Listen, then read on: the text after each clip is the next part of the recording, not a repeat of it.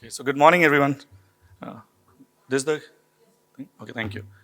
I think thank you for very uh, praising and very kind words in my introduction.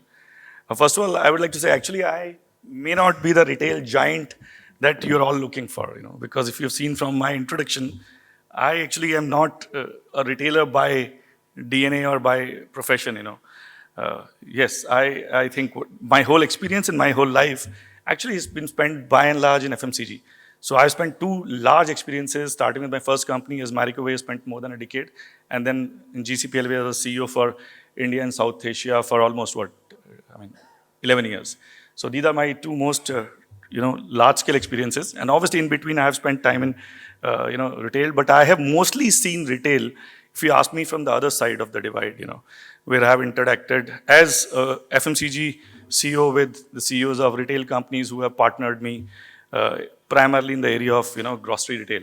So yeah, and in a way, many of this, ex-friends, the friends of mine, whether it's DMart, whether it's Reliance Retail, they have all interacted with me many times as, negotiators on the other side of table, but when we get off that table, we are all great friends, So when I talk today, yes, now I've spent 18 months in Raymond Lifestyle.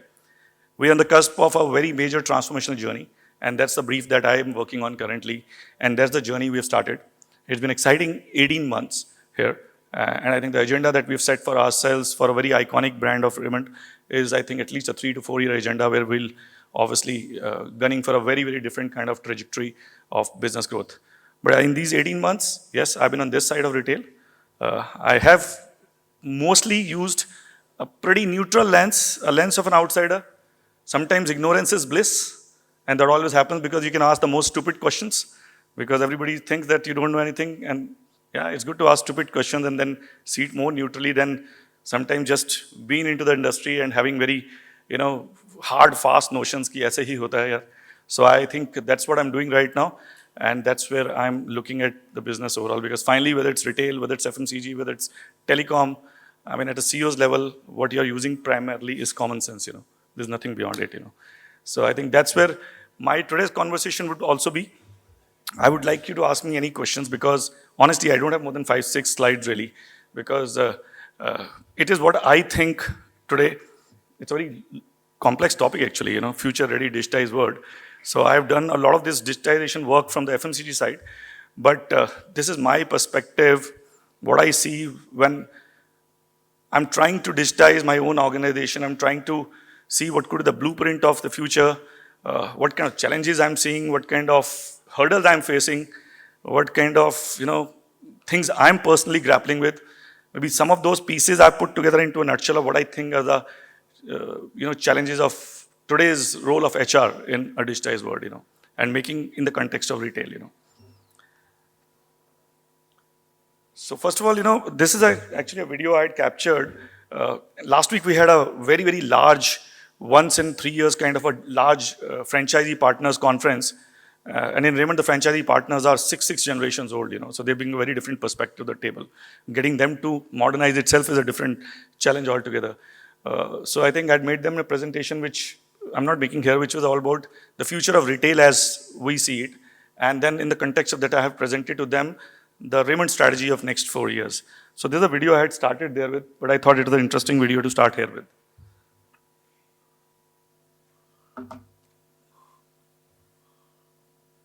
Can we have the music? I think the music is not working. Maybe we'll just go back. The background music, huh? Okay.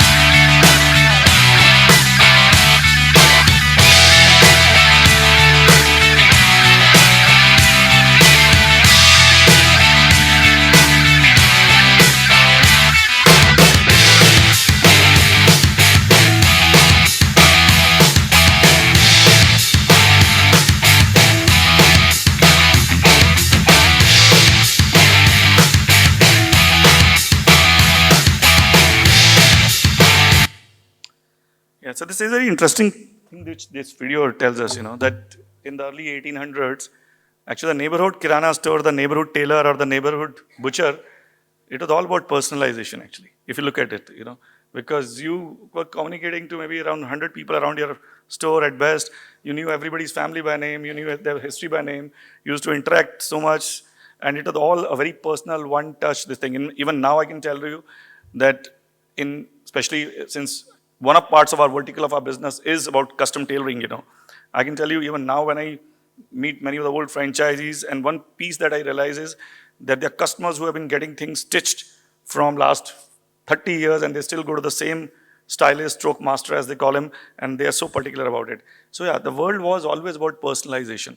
So this whole new theme that we are talking in a big way, which yes, we all acknowledge is all personalization, is actually nothing new. Is the world has come one full circle, that it was personalization on a small scale when it was the neighborhood, the butchers, the neighborhood retailers, and the neighborhood kirana, the neighborhoods, tailors or the fashion stores, and now it's actually personalization through technology. So that's really, in hindsight, a coming of age of personalization through tech. So if the way I see, and one piece which we have to acknowledge that no matter what we do in retail, or for that matter in any industry, the only thing that matters to us is actually consumer. Nothing else matters. And the starting point of everything in any industry has to be the guy who pays the money. So the big thing that we have to see is the end king. Because sometimes we tend to focus on too much on our internal self, too much on channels, too much on our retail footprints. Yes, that's the way we reach who? Finally, that's the way we reach consumer. So I think the key thing in any business is to see what's happening on the consumer side. And I think these are the four, actually in my mind there are 5 or 6, but I chose 4 odd ones, which I think the big themes which are changing.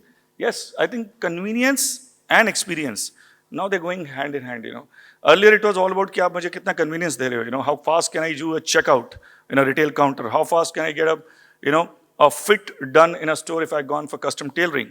Okay, I think it's not about only convenience. Now it is about actually getting an overall, how do I experience your brand? It is not about how I experience your retail store. Retail store is just a medium to the brand. And that's one perspective which I can tell you from maybe being an FMCG marketer I can bring is that in retailing industry also, one thing we need to step back and say is, finally retail is just an end delivery piece to please the consumer. It is not an end in itself. If we think it's an end in itself, that's where we'll fall short. So I think it's not even the retail experience. It's to my mind what the consumers are today looking for actually is the brand experience. And retail is one part of that experience. The second piece, which I think is very important, if not maybe in India right now, but I think it will explode in a matter of next 4 to 5 years. And the reason for that is that today, while we talk a lot of millennials, but the fact is the oldest millennial is today 40 years old. 83 is when the millennial generation started, 83 to 97. And the Gen Z started 97 to 2010. So if you see the oldest millennial is 40, the youngest millennial is what, 2010 is around, 23. This is obviously the core workforce today. But we are in the cusp of is the first entry point of Gen Z, because the oldest Gen Z is today 26 years old. They would have already just about entered the workforce, maybe a couple of years, but the youngest Gen Z is 13 years old. So the bulk of Gen Z is going to enter over the next decade. And a large chunk of millennial actually will start moving into the 40s and 50s. But yeah, these are 2 generations which are going to define the future of every business in this country, or for that matter across the world. So I think this piece, which is very clear, is that the Gen Z today, in all the surveys that we've done, whether it was when we was in FMCG or whether now, one thing they are all aware of is that all of us, some of you are millennials, some of us beyond millennials, are leaving behind a reasonably shitty planet for them, And we shouldn't mince word about that, The planet that we inherited and what we are leaving for them is bad, So they are damn concerned about sustainability. And in fact, one new thing which is there is circularity. India, it is very nascent. But yes, this generation is today a connected generation. So I think this is going to be a very big piece from a consumer trend point of view, that what is going to happen to my planet. and are you leaving for me? And that's going to be a very big trend in the way they interact with us as retailers, the way they interact with us as brand custodians, or they interact with us as manufacturers. The third piece, actually there are two trends within this. There is premiumization and personalization, two very different topics. Actually in India, I think premiumization and mass consumption both will go hand in hand. If I have to break, I will break this trend into two. Because I think India is going to always see a K curve. And a K is always like this, you know. So there is the rich who only are getting richer. So they will always, so we'll see these luxury brands obviously catering, you know, and becoming very successful. And that's where people will pay premium. But they'll premium not only for a great product, they will pay premium for the convenience and experience. So that premiumization journey will always be on. But a big piece which is going to play out, which is playing out always in India, is the mass end consumers who are coming out of the poverty line, but that segment is not going away anywhere. So actually India is going to see a K curve, both segments growing very fast. And as retailers, when you think of the consumer pieces, we'll have to keep both these in mind. And the third piece I will not talk about is personalization, because I think we all know what it means that, I mean, it was always personal in 1800s. It's just that it's become personal now through tech. That's the only difference, you know. So that's the piece we talk of. And the last is, yes, we have all seen it across as marketeers, as manufacturers, as retailers.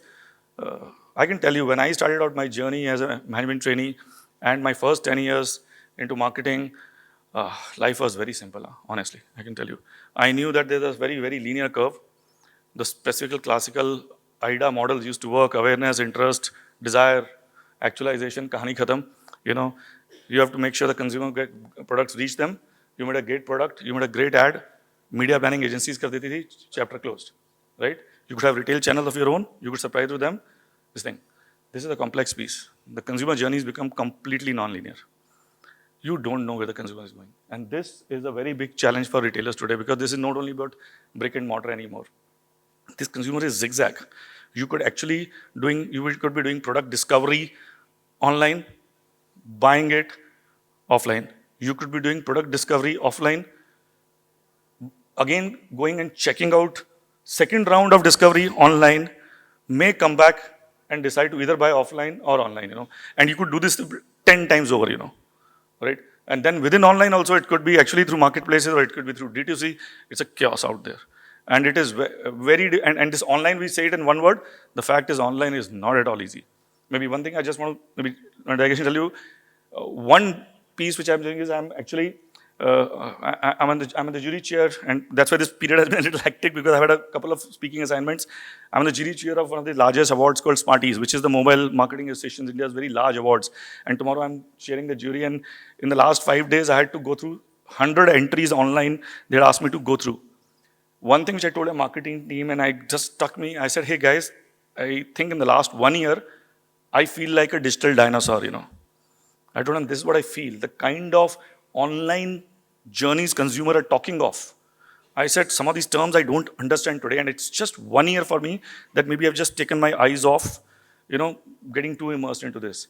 So how do we do that digital, you know, ongoing concurrent learning is going to be one of the thoughts which I'm going to talk about. So these are 4, 5, actually I would say 5 big themes which are really changing the consumer behavior, impacting not only retail, impacting every decision, more so retail, because in retail, we have a very first-hand touch point with consumers. So I think it impacts us more than anything else. This may be a quick, little, not a very good resolution video, which tells us, we saw the journey till 2015, that what's this whole non-linear shopping doing to us, you know. The way we shop is changing. Websites are behaving more like stores, and stores are behaving more like websites. Whether it's mobile ordering or interactive mirrors, retailers are innovating to offer rich experiences that integrate digital touchpoints at every step of the way. The store of the future is an immersive retail experience that combines the high-touch benefits of brick and mortar with the high-tech features of online shopping. All of the items in the store are RFID tagged, meaning they use electromagnetic fields to transfer data from physical objects to digital touchpoints.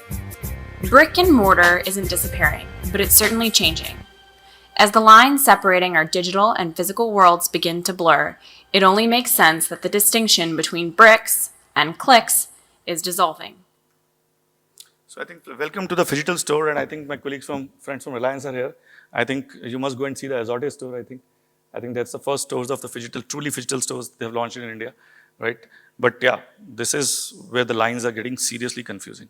So this is the world that we are stepping into. So I thought these are two maybe videos which will set up the context for maybe the future challenges of retail from a manning point of view. What's going to happen, right? So it's a big chaos that we can all visualize, and it's the chaos unending, it's complexity unending that we are all stepping into. So this is something which you already talked. I think experiential retail is one we just saw. Tech integration, I can tell you one of the things that we are experimenting, for example, is for us, for example, fitting is a very important piece in tailoring. So one of the thoughts we've been dabbling with, how do we get fits done through, tech, through apps. Tough piece to crack because body shapes are so different, but that's a thought that we're dabbling in the stores if we could, do some pieces of that. So tech-based convenience is going to be a very big piece. Personalized shopping we talked of, and we talked of this whole chaotic, non-linear omni-channel which is taking shape because, and why this is taking shape is the only reason this is taking shape is the consumer has become non-linear. The consumer is forcing us into this. That's why I always say it's the consumer which start. The rest is just thing. This is a forced choice that we've all supposed to make. If we had our way, we wouldn't have made this. The consumer is making us do this. So now maybe just a little bit of thoughts more general from my side on human capital in the digital world. These are pieces if I was just trying to put, actually I don't think so these are anything new when I was just putting this. Yes, these are things which have always held true. Maybe the two things which have changed in a digital ready organization, if you ask me, are one, which is technology advancement, data-driven decision-making, and continuous learning. Otherwise, the rest of the pieces, three were always there. But yeah, this suddenly are going to take a very, very different shape as we go forward. So this is where the maybe key pillars of a future digitized, or rather, why would I say future? The current digitized organization which are going to stare at us.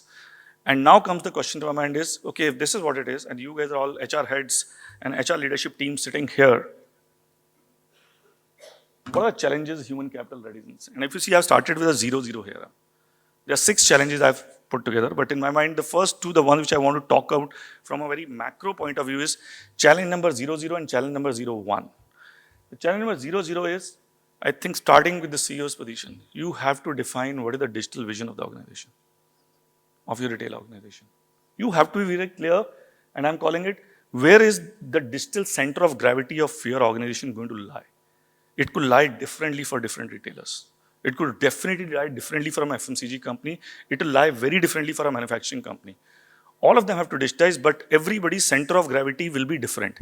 And I think it's a very important role at a CEO level to define where is my digital going to get rooted and where is the center of gravity of digital. Otherwise, this digital is a very loosely used term. It's a very sexy term. It's a nice thing to talk at a keynote speaker, right, or at forums. But yeah, you have to be clear what is the role of digital and where will it be rooted. I think that's one. Second piece is, from this forum's point of view, is what is the role of HR in this digital transformation? And what I call it here is actually what is HR's self-view of their role? And here I just want to do a small, quick 2-minute exercise with you. Can you all just take a minute and I'll give you 6 words as a constraint. Even marketing, we normally, when we try to put a creative brief, we tell our brand manager, we used to tell them, yeah, try to write 1-line brief, right? I want to ask you to have an exercise, use 6 words. Don't put pothas of thoughts. In 6 words, can you tell me what do you think is your role in the digital transformation of your organization? Take this time out. Let's take a couple of minutes. And then I want a little participation. I want all of you guys to read out and volunteer. There's nothing right or wrong about it. So be risk takers. Let's see who are the first one. So can you take this exercise? 6 words you have. Please don't make it 7. That's the constraint I'm putting for you. What do you think is HR's own assessment of the role of HR in digital transformation journey of an organization, of your organization? So would you all write down? It will become a nice interactive exercise. Just raise your hands, we'll have a mic passed to you.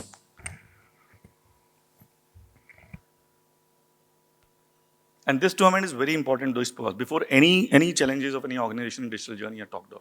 This is 0 and 1. This is ground 0, this is ground 1.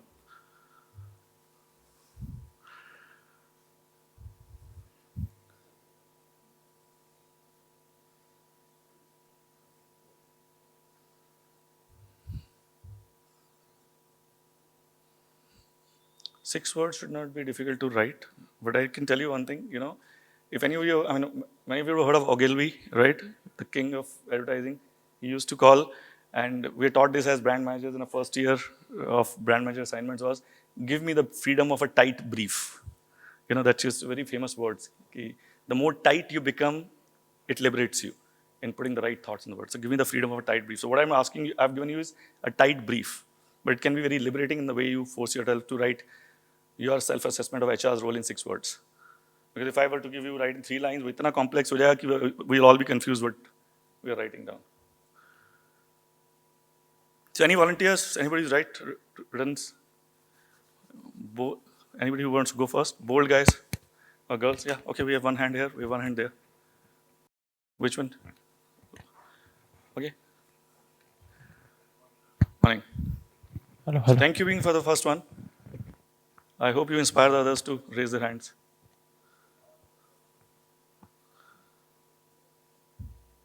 Sunil. My name is Bhushan Lavande. I represent the Maharashtra State Skills University. Oh, and pleasure to have heard you so far. I've chalked out 6 words that come to my mind. Okay. One is infra, in creation. The second is how do you build the content. Third is to look at the journeys of learning. Fourth is the experience of the student, because that's the most important. Upskill, and finally the reward recognition. Thank you. Okay, thank you. But you've used 6 lines actually. I know, but I just So what I want to try is, can you just tell me 6 words which make together a sense, Okay, sorry. So if you have done 6 words, just tell me 6 words. 6 words. Yeah. So, Sorry. yeah. Can I say it louder? Yeah, please, you can be loud. So the 6 words Can you have a better mic also for if anybody? are infra, content, journeys, experience, upskill, Words. Okay. So, thank you for the 6 words. What I would like to maybe clarify further is, can these 6 words make one sentence? So that becomes one vision statement of HR for itself. Okay, so this is what I And not 6 different words. If they which can be is- made into one thought.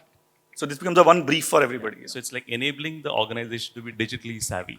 And just say again. Enabling the organizations to be digitally savvy. Savvy. Enabling organizations to be digitally savvy. Okay, yeah, thank you. I think this is a 6 word. It's a nice one. Enabling organizations to be digital savvy. Anybody else wants to take a shot? A lot of HR people here. But these lights are there too much. Yeah. Yeah, hi. Written something similar, but I can still say it. Partnering in the organization's digital journey. Partnering I in think, organization yeah, digital journey. HR's partnership becomes very critical. Yeah, okay. I think these are good thoughts, So okay. Anybody has a different thought? on Yeah. this? Hi, my name is I can't see, there's Jaideep. too much of light here. Okay. Can these lights be dimmed a little? I just can't see anything. Sorry, where are you? Hi. Yeah, okay, hi. Yeah, Hi, my name is Jaideep Moiti. I represent Crossword Bookstores Private Limited. Okay. The 6 words and the sentence, what I think is most important in today's age is empower, create value through digital education. Empower, create value through digital education. Interesting. So you brought digital education into it. Right. And value. So Right. the 2 words which I pick from your thing which is different is value and education. Education, right. Okay. Thank you. One theme which is common in all these 3 briefs is there is either partnering or empowering or enabling, This is one zone which is emerging, Okay, interesting. Yeah. Any other volunteers? Yeah. I just want to add simplifying and connecting the complex dots and digitization of, human capital. These are 11 words. So, like, basically simplifying the complex digitized world. Simplifying the complex digital world. Yeah, that's 5 words. So great. Okay. So if you see, there is some themes emerging out of here in the HR self-assessment of what they think they can do is, there's definitely one theme of partnering, empowering, enabling, which is coming out, which is definitely the core role of HR, right? And then there is this whole piece coming about whether it's digital journey, whether it is digital digitization, that's a piece coming out. And in one place we heard creation of value. Okay, there's nothing right or wrong about it, It's just that how do you want to define yourself? It's just that I wanted to hear from all of you and get an exercise where in 6 tight words we can unleash the freedom of thinking ourselves. Because this piece to mind is very, very important. What does HR see itself as? Because this is a HR forum, and I was thinking, what should I talk to you guys about? My biggest takeaway from you guys would be that finally we know that we become what we visualize ourselves to be. And when such a large-scale transformation is being asked for by the consumer and nobody else, retail trends are a response to the consumer changes. They're nothing else, right? But yeah, that's the way one part of your organization is responding on the retail. How does the HR see its role? And I try to put my 6 words here. In my mind, the 6 words, and honestly, I put it together in the morning in the car. Normally, many of my presentations happen on the way, because I just don't have time to otherwise think. So I put this together in the car in the morning. Is it actually maybe in my mind, if I were to write this brief sitting in the HR head's position of Raymond, I would put this, which is actively help shape organizations' digital identity. And the word which I chose was, in my mind, which are important words in my mind is active, shape, digital identity. I pick, these 4 words as important one. There are 3 themes in that. Too often, HR tends to be a passive player in most organizations. Too often. That they see, okay, we are a service provider. We are a partner, right? Now, you can be a sleeping partner, you can be a passive partner, you can be an active partner, you can be a lead partner. Even partnerships takes many forms, right? So I think the question for us is what kind of partner you want to be. In my mind, it's active partner. So that's one thought I want to leave with you. Second is, do you play a role in shaping it, or you have been given a brief and you are executing it? Obviously, execution is king. Execution is everybody's job. Without execution, nothing happens. But I think HR is one of the only verticals, when such a large-scale fundamental transformation is going to happen, is one of the only verticals which can, apart from the CEO, have a bird's eye view. If you ask me otherwise, I can talk about my own organization. We have 6 CBOs who work with me, 6 different P&Ls, And I think each CBO is consumed by what he or she wants to do in his or own vertical. But to take a step back and say, okay, what is the digital journey? What is the shape the digital is going to take? Which functions, right? How will they connect the dots? Actually, the CEO has to lead the vision, but what the only person who can actually shape it from a macro point of view? Actually, HR, because they are pan functions. And HR is the custodian of manpower across functions. It's the only function is the custodian, right? So then, second word which came to mind was shape. And the third one, which in my mind, and this is my take, always identity. Finally, when transformation is a journey, identity is a destination. So when you're doing a transformation, it's work in progress. But where you land up becomes the destination. Obviously, in today's world, nothing is final destination. You have to keep evolving, more so in a digital world. But there is some identity you have to have in your mind that what I'm going to be known for. Like, I'll give you an example. We've just done a partnership deal with Maersk, who is one of the global players in, shipping, and now in warehousing logistics, they are making a big attempt. And when I was talking to the CEO, he told me what our thought is that in 2 years' time, we want to be seen not as a shipping company. We just want to see a tech platform which offers its tech services, whether it's warehousing, whether it's shipping, whether it's logistics, to its clients. So their identity, their mind calling it that we want to be a tech platform offering 3 or 4 different services. Now that's an identity they have in their mind, right? So I think that's the 4th word in mind. What is a final, or let's say a fluid identity at least you want to keep in my mind. So this is the thought I thought I'll leave you at a brief space. Please be very clear in terms, and obviously we are asking our own teams in Raymond to put this together. We have not been able to put this together very sharply as yet. It's still work in progress. Is what is the HR's role of themselves in this whole crazy journey of digital transformation. Then come to mind the next 4 very obvious challenges. But wo pehle do nahi clear kiye, so these are all nice slides, which are technical slides anybody can put together on paper. Yes, the biggest changes, yes, rapid technology changes, it's crazy. Everything changes. Like I told you, I think I took 1 year off the ice, and I find myself a digital dinosaur, I used to be pretty much involved in digital marketing in FMCG. That's when I was judging this, I had to actually call the jury guys, the coordinator of the awards. I said, these 3 words which these guys have talked in their entry, I don't know what this means. And there's no shame asking. I said, can you explain me what is this new tech they are talking of? And I got that download set before I judged this entry, I said, I don't understand what these guys have done, So this is crazy, which is happening. Skill gaps will be permanent now. They will be concurrent skill gaps. That's a change. Earlier we used to have skill gaps. Okay, this guy is moving from sales to marketing. Isko brand management nahi aata hai. Okay, we'll put him through induction and we'll put him in a smaller brand and the person will learn brand management under a mentor. Here the mentorships will become weaker now. I think because the technology is so changing, the mentors themselves are learning all the time. So that relationship, I believe, between mentors and mentees is weak in a digital world. Where the mentors themselves need to update themselves more frequently to remain mentors. Right? So that's another big change which is happening. The fourth one is big resistance. Legacy organizations. One of the things that we are really coming to terms with. Big resistance change. And this is nothing new. This happens whenever any fundamental transformation takes place. The pace is too different. Big challenge for HR. And the last one is, there is going to be the haves and the have-nots. It's always happened. It's nothing new. It's happened when the management, this thing, what do you call, divide started.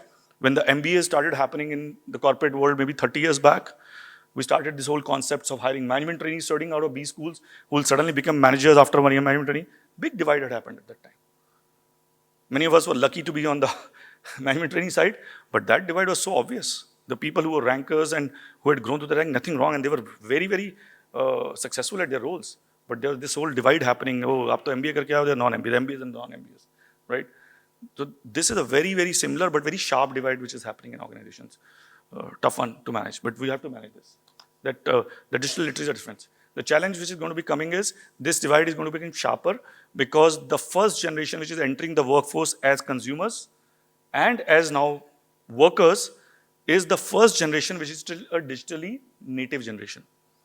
All the Gen Z actually are the ones who were born when in the age of 5 or 6, they were dabbling into social media from the age of 5 and 6. They don't know a word without digital. So unki the expectations hi alag hai. The millennials are still the ones who actually, some of them adapted, some of them not adapted, but they have been adapters to digital. And then there are obviously the baby boomers who are, some of them become dinosaurs, right? But thankfully they're out of, so okay, the baby boomers, the ones before this, some of us, thankfully there are 2 pieces. Some of them become and risen to roles where they don't need to do digital themselves. So maybe I'm a bit lucky that I can take a larger 360 point of view of digital. I don't have to do digital myself. So maybe I'm a bit lucky on that. But I still need to know digital, like I told you. And there are those who, yes, they are going to become redundant. So there's the 5th challenge, So those 2, these 4, 6 big challenges, I think, the one thought which I thought I'll leave you guys with. So then my last slide, and then we can take, I would like to have maybe some questions you want to ask. So what is the way to nurture human capital? The first 2 are the most important. In that there are, I think, 4 buckets which one need to say. I think the digital divide cannot, the digitization cannot happen ki bhaiya khali retail mein customization aa gaya hai. We are having this tech-enabled stores happening in the front end. So we need to really become very strong in digital marketing. If we think digital is only about going to be digital retail or digital marketing, we are seriously going to fall flat. Because to enable a digital marketing campaign, what we need is digitization in the other parts of the organization. Like for example, if I don't have a very well digitized, let me give you a basic example, a very well digitized transport management system, something we've just implemented, where the algorithm works out the best routes for your trucks and the most cost-effective routes for your trucks. It A, brings your cost down drastically, B, it increases your speed to delivery. If you do not have, let's say, a very well digitized transport management system, now taking a link to complete the extreme, right? Some competitor of yours will beat you to it. They will have better speed to market, they have better cost to market, they'll pass that on to consumer. You can have a great digitized retail system, but you will have one competitive advantage going away. So that's one part which will never link otherwise to a digitized retail system, but it is important. Similarly, if you do not obviously have a digitized mind to market mapping or product to delivery, you're going to be beaten. So I think the piece here is, digitization has to be for all. The only thing which will differ is the center of gravity will differ. That where do you want it to be leading. In my mind, if I have to define it for Raymond, I would say it has to lead the cusp of retail and consumer. If I were to do a peg for us, which what I'm talking to the teams is, that our peg has to be where the consumer meets the retail. Maybe that's the most important center of gravity, I think, for retailers. The rest of the organization has to digitize around it. And that's the important piece. Obviously, this means changing the workplace. I'm not going to talk about it. It's a fundamental shift, but it's a digital for all approach. You can't do piecemeal digital. We often tend to do too many things piecemeal. It's a long, long haul journey. The second is the org structures have to be relooked. This have to become very, very nimble. But I think more important than nimble, no, I think the org structures may have to have people who are digital natives for the right roles. And here then experience may take a backseat. The experience may take a backseat. The conventional wisdom of कि यार इतना experience तो चाहिए, इतना तो you should have done your hands dirty. But yeah, you'll find that maybe in the areas where your center of gravities are, you may want to put people who actually don't have the years of experience in terms of tenure, but who have capabilities. So the differentiation which becomes very sharp is the differentiation between capability and experience. That age-old notion that certain things come only with experience are being questioned in digital world today. Because हम तो जितने भी experience हो जाएं, many of us will not be still digitally capable the way the market may demand today. Because this piece is, today we are in the journey where generationals are changing and experience may not count for much. At least I think this will happen for next 10 years. Till the Gen Z and Gen Z has taken full charge of middle level leadership in an organization. Then life may stabilize a bit. But till the middle level leadership is dominated by Gen Z, this will be a challenge. So that's the second big thought which I'm leaving this thing. The third is, now how to manage the life cycle of talent in a digital world. You guys are all experts, and in any case, we know even now the bloody attrition management with millennials has been a big topic of debate, right? In every organization. I can again tell you, maybe my whole life has been spent in FMCG. I can tell you FMCG is one of the best, very high pay masters in the world. You know, much better than what maybe most retailers of us we can afford, because FMCG makes very different EBITDA margins. They have very different capabilities. The biggest struggle even for FMCG was how to hold millennials back. Forget Gen Z. Gen Z to bhi aaya hi nahi hai, right? They struggled, we struggled on how to hold my management trainees back. We used to get from the best B schools. My biggest struggle was how to hold one management trainee in one assignment beyond 18 months. They'll still leave. So some kuch aur karna hai yaar, tech karna. So now, how do you manage the talent life cycle in a digital world? I think three things. Two things to do better and one thing very majorly to avoid, which I'll talk of. One is what I'm calling the term, which I'm using called fluid upskilling. ये जो हम conventional programs बनाते हैं ना कि ये module है, ठीक है, some basic modules are fine in upskilling, but some upskilling is so fluid that you don't know where will it emerge from. We need to have some pieces in our organization which have to be ready to say, maybe this is not the best module, maybe this is not a well structured, it's a very fluid piece, but I need to impart it right now. Just let me give an example from our digital marketing world. One of the biggest pieces which is emerging, and again, maybe when I was reading these entries and I asked my marketing team, I want a case study, discussion on this, is that how do you do, there was one entry which I read where they had taken one creative and they have broken it into 22 cohorts. Now, 22 consumer cohorts were broken. We know digitally you can break cohorts, right? I can tell you what we have not tried. One idea which struck me was, why can't HR break employees into 22 cohorts or whatever that number is? We have never done it, but we have all data to do this actually. We have all consumer employee data with us to say, how do we break them into cohorts, and then the skilling will be very different, very fluid. Maybe that's a learning we need to take. So that's what I'm calling as a digital fluid upskilling which needs to be done. Experimentation goes without saying because it's a very, very different world out there. The one thing which you have to avoid, and which I've seen sometimes in our own organization, sometimes in my past organization, is that one thing you have to do is, many times when you need these new skills, you have to hire talent from outside. Because your current talent doesn't have that. So you have to buy talent from outside. No choices. But the big piece which we miss out is that the legacy, currents of the organization have a very large ability to drag the new age talent into legacy ways of working. Oh, that's one of the biggest undercurrents in any organization. And many times it's not intentional. It just happens. It's not even that somebody wants the new, I mean, both can happen. Sometimes you want the new guy to fail, but it's not necessarily so. Sometimes guys actually don't even know the currents of the way legacy functioning is so strong that the new talent gets subsumed in your legacy way of functioning. You will lose the purpose of getting the new talent. It's a very important role of HR to enable success for a new talent, new digital talent in the organization, create the environment, create the ability to succeed. And the last part is how do you do engagement in digital times? I think, as I mentioned also, I won't spend more time in it. Career growth has to be non-linear. You can't hold these guys back with non-linear. And forget holding them back. You need them to be in non-linear. Obviously, you have to do hyper-identification this. Not that every digital talent you hire or every digital talent you have upgraded within your organization. Not necessarily they're balanced. Finally, you have to do hypo or what you call high potentials in this also, but then be ready for a conventional breaking career paths. Second is, this generation swears by work-life balance. It's a challenge in a connected world. The more connected they are, the more risk of screwing up work-life balance. It's an important piece. I've seen guys who walk away from jobs saying ki ye nahi karna. Right? These guys don't care. And you know one of the reasons why they don't care? Because this is the first generation of Gen Z and I would say the latter millennials whose parents in India have become very successful and they have a lot of money.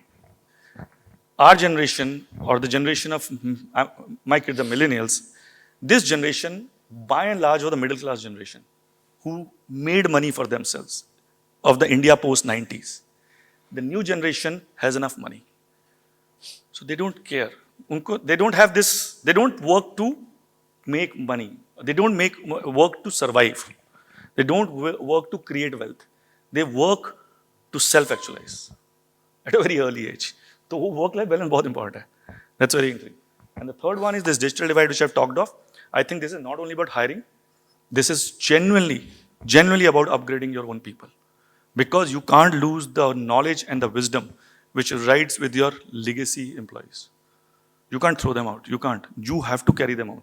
Yes, there will be one assessment one has to be do is that within the legacy organization, there is talent which will willing and ready to upgrade. We must accelerate that upgrade. And there's a talent which will be left behind. We have no choices.